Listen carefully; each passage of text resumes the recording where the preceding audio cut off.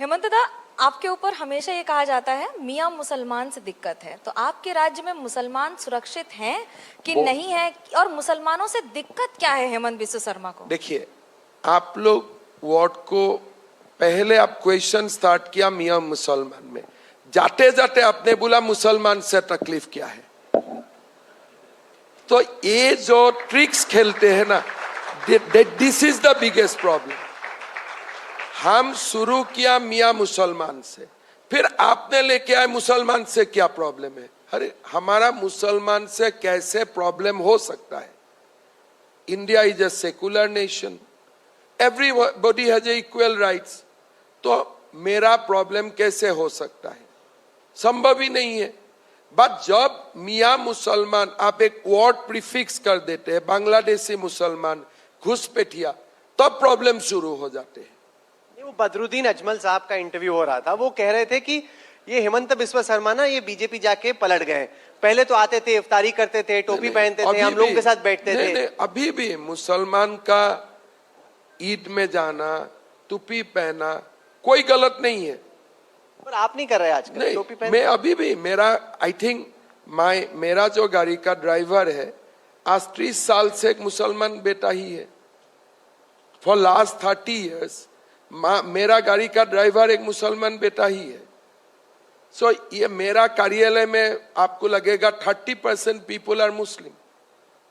We distinguish anything between Assamese Muslim and Assamese Hindu. हमारे तकलीफ होते हैं जब बांग्लादेशियों का बाद आते हैं, और कोई भी भारत का व्यक्ति बांग्लादेशी घुसपैठियों के लिए सिंपैथी नहीं रख सकता है by the constitution, by the parameter of law. तो असम का जो जंग है मुसलमान का खिलाफ नहीं है, आगे एक वर्ड लगा दीजिए, बांग्लादेशी मुसलमान का खिलाफ है। असम के मुसलमानों से हेमंत बिस्व शर्मा का क्या रिश्ता है? बहुत अच्छा है। मैं बताया ना, 30 साल से मेरा गाड़ी असमिया मुसलमान लड़का ही चलाता है। मेरा ऑफिस में कम से कम 30% staff are from Assamese Muslim, and I am the one person who in our cabinet declared Assamese Muslim as an indigenous citizen of our state. तो कोई कंफ्यूजन ही है नहीं उसमें। सो देन जो आपके बीजेपी के हैंडल से पोस्ट हुआ था वीडियो, जिसको आपने हटा दिया, उसमें तो कहीं मियाँ नहीं लिखा था। वो थोड़ा गलत हुआ ना, इसलिए मैं बोला भी सबको बांग्लादेशी लिख के मैं दोबारा रीपोस्ट कर दूंगा, जिसमें आप एम लेंगे। हाँ, एमिंग, उससे क्या पूरा एम करके टिक्का लगाना पड़ेगा बांग्लादेशियों का ऊपर, पॉइंट ब्लैंक शूट कितने लोगों करेंगे। पर निशाना लग चुका है अभी तक? आप देखिए, ये जंग ऐसा है, वो लोग हमारा तरफ बंदूक खींच के बैठा हुआ है। अगर हम लोग बंदूक नहीं खींचेगा तो हम लोग खत्म हो जाएगा। 12 जिला में से तो खत्म हो ही गया हूं। सो आइदर यू लिव और आई लिव। तो आप किसको, सबको तो अपना के लिए प्यार होना चाहिए ना। एवरीबॉडी लव्स अपने आप का ऊपर तो लाभ ज्यादा होगा ही कांग्रेस होगा। कह रही है कि अगर मुख्यमंत्री ऐसा संदेश देंगे कि हर कोई बंदूक उठाए, पॉइंट ब्लैंक, अरे प्रधानमंत्री जी संदेश दे रहा है, भाई बांग्लादेशियों को आके हमारा देश का डेमोग्राफी सेंस करने का कोई अधिकार नहीं है। ये मुख्यमंत्री नहीं बोल रहा है, ये प्रधानमंत्री बोल रहा है, देश का सुप्रीम कोर्ट बोल रहा है, देश का हाई कोर्ट बोल रहा है, सारे लोग बोल रहे हैं। एंड अभी प्रधानमंत्री जी बोला है कि मैं डेमोग्राफी का ऊपर एक कमीशन भी बनाने जा रहा हूं कि डेमोग्राफी चेंज क्यों हो रहा है। So change of demography is a national concern, and now राष्ट्रपति का अभिभाषण में भी ये बात आए है, तो उसमें गलत क्या है? क्या you want your demography to be change? तो इससे क्या होता है कि बांग्लादेश के साथ जो हमारे रिश्ते हैं इस वक्त पे वो थोड़े से नाजुक हैं, क्योंकि सरकार बदली है, नई सरकार आई है, और ऐसे में जब पॉलिटिसाइजेशन हो जाता है बांग्लादेश के साथ रिश्तों का, तो उससे डिप्लोमेटिक टाइज पे क्या असर पड़ता है? मैं बांग्लादेश का बारे में बाद में सोचूंगा, मैं ज्यादा असम का बारे में पहले सोच लेता हूँ। ये मेरा काम नहीं है, क्या डिप्लोमेटिक फॉल आउट होगा नहीं होगा, ये मेरा काम नहीं है। मेरा काम है असम का जियोग्राफी में बांग्लादेशी नहीं आए, गोली मत मारो, रबर बुलेट तो कम से कम मार दो, बुलेट मत मारो। हेमंत दादा, जब 5 साल इतना अच्छा काम और ये किया है, बंदूक होता है ना, पुलिस का आजकल ज्यादातर बंदूक में रबर बुलेट ही रहता है। हेमंत दादा तो जब आप बोल रहे हो ऐड बन गया, वो असली में असली गोली मारने वाले हैं, रबर बुलेट मारने वाले हैं। हाँ देखिए, as a human rubber bullet से शुरू करना चाहिए। बट हेमंत दादा जब अरे बाप रे, ये तो एकदम माफिया स्टाइल की धमकी दी आपने कि रबर बुलेट नहीं से नहीं, हमारे सीआरपीसी आईपीसी में यही लिखा है, जब लॉ एंड ऑर्डर इश्यू होते हैं, police doesn't shoot real bullet, they start with rubber bullet. कानून में लिखा हुआ है, ये कोई बात मैंने अपने आप नहीं बोल रहा हूं। आपका काम है बॉर्डर को प्रोटेक्ट करना। अगर बांग्लादेशी आते हैं, बीएसएफ क्या करेगा? पहले ब्लैंक फायर करेगा, रबर बुलेट खींचेगा, then they will think about anything which should be hurts. So हमारा संविधान ही आपको ग्रेजुअल रेस्पॉन्स का अधिकार देते हैं। संविधान तो ये भी कहता है कि जब सबका साथ सबका विकास की बात प्रधानमंत्री करते हैं, तो फिर आप भी तो विकास की बात करते हैं। अरे तो भाई, चुनाव के आसपास क्यों नहीं, इतना मुसलमान मनुष्य और देखो, हिंदू हो जाता है? चुनाव का आसपास मैं नहीं बोलता हूं, अभी तो मैं बोलना बंद कर दूंगा, बिकॉज चुनाव मुझे जीतना है अलग मुद्दे पर। लेकिन चुनाव नहीं होते तो मैं ये बात बोलता हूं। चुनाव में ये कोई भी सभा में मैं ये बात नहीं बोलूंगा, किसलिए? मैं लोगों को ये दिखाना नहीं है कि मैं चुनाव इस मुद्दे से जीतता हूं। चुनाव तो मैं अपना ताकत से जीतूंगा। किस मुद्दे पे जीतेंगे आप चुनाव? अरे हमने असम में 1,65,000 युवाओं को नौकरी दिया।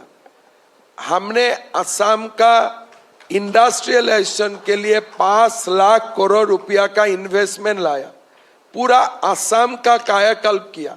तो मुझे चुनाव जीतने के लिए ये सब बोलना जरूरत नहीं होता है।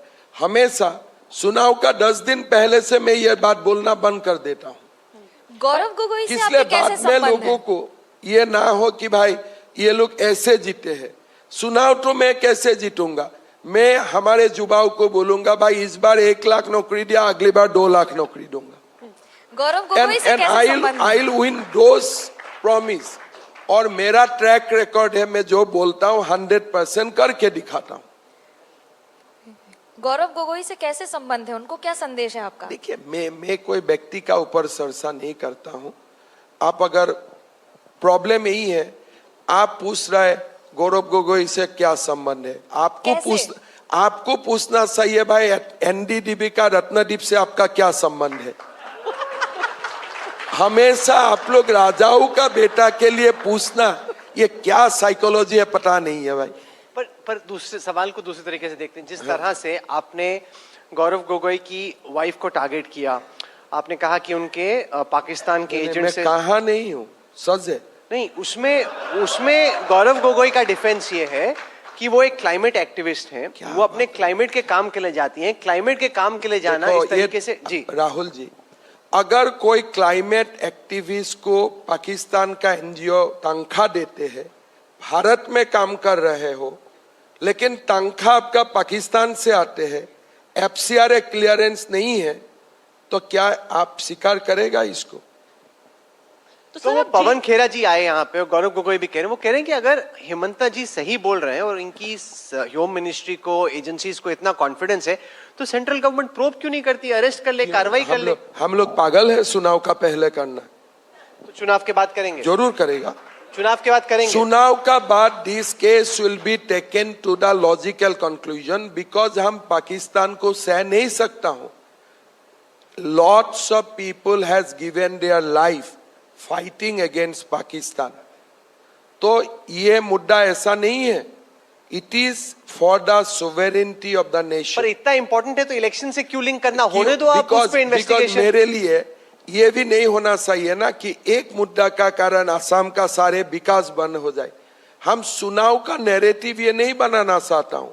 मेरा चुनाव का नैरेटिव है सेमीकंडक्टर, मेरा चुनाव का नैरेटिव है 2 लाख युवाओं को नौकरी, मेरा चुनाव का नैरेटिव है 10 लाख युवाओं को अपना पैर पर खड़ा करना, मेरा चुनाव का नैरेटिव है कि असम का कोई माँ पिता बच्चा का पढ़ाई के लिए 1 पैसा खर्चा नहीं करेगा, मामा करेगा। तो अगर आपने तो मैं ये नैरेटिव को साइडलाइन नहीं होने देना चाहता हूं, बट हैविंग सेड दैट, हम किसी काम को अधूरा नहीं रखता हूं। मैंने आपकी रैलीज अटेंड की, मामा के प्रति जो प्यार है, ये मामा बनने का आइडिया आया कहाँ से, कि या कोई कोइंसिडेंस हो गया? देखिए, पहले जब मैं 27 साल से राजनीति किया, दादा बन के किया, 56 साल हो गया मामा बना, जब 65 साल हो गया मैं मामा कोका बन जाऊंगा। क्योंकि इसको हु कैन स्टॉप दैट? नहीं, भारत की पॉलिटिक्स में एक मामा थे, वो शिवराज सिंह चौहान, जिनको सब नहीं, मामा जी मामा जी करते थे। हर पॉलिटिशियन जब 56 से 65 हो जाते हैं उनको अंकल बुलाते हैं, और आसामीज में इसको मामा बुलाता है, बस इट इज अ नॉर्म्स। आप can you fight with your age? नहीं, वही है, ये भगवान ने 3 स्टेज जीवन में बना के रखा है।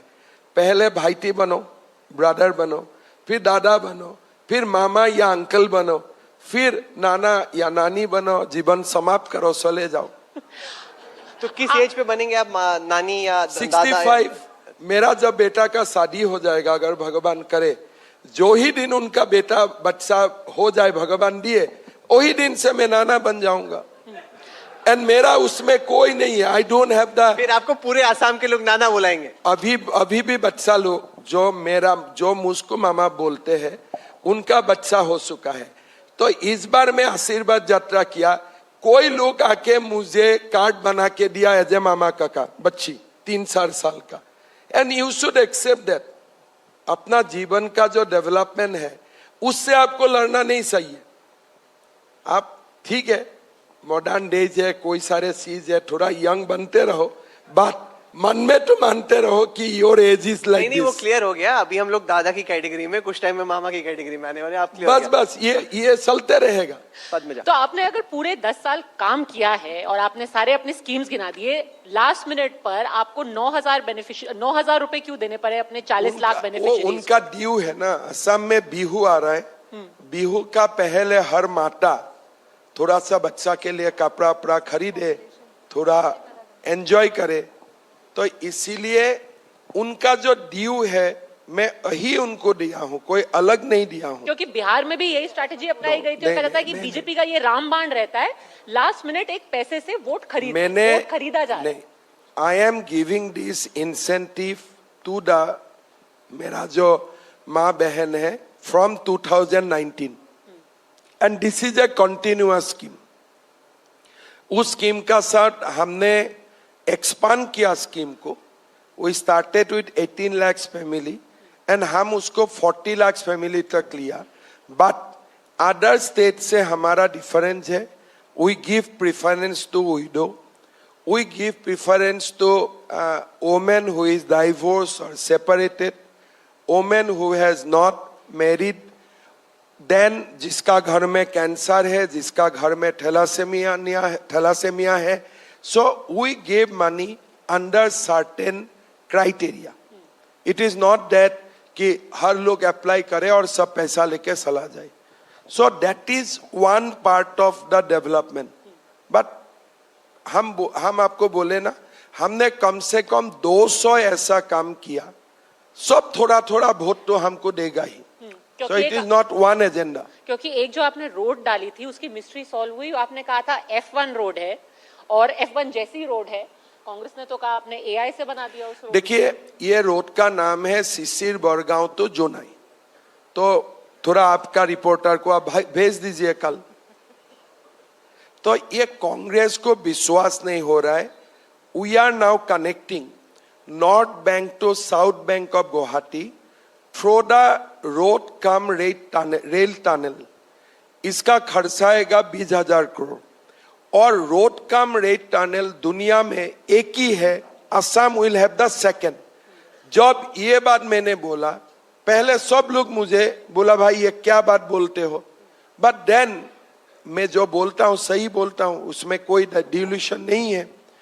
तो काजीरंगा में 34 किलोमीटर का हमने एलिवेटेड कॉरिडोर बनाने का बात किया। किस लिए?